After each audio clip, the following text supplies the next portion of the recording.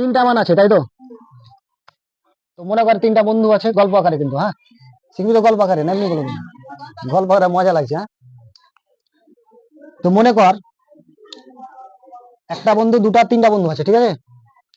এর বিয়ে মুখে রুমাল দিয়ে দেছে, রুমাল দেয় না ছেলেদের বিয়ে হলে দিকে মুখে রুমাল দেয় কিনা, রুমাল দিয়ে দেছে, তাহলে ভোজ খেবে কে? আর পাশের বন্ধুগুলো, তো কে কে ভোজ ভোজ খাচ্ছে? 3 আর 4, তো 3 আর 4 তাহলে 12 বসিয়ে দিলাম, ঠিক আছে?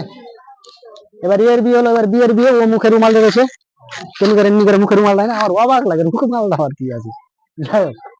তাহলে বিয়ের বিয়ে ভোজ খাবে কি? এবার এই দুটা, তো 4 দুগুনা 8, হলো স্টুডেন্ট। এবার কার বিয়ে? সি এর।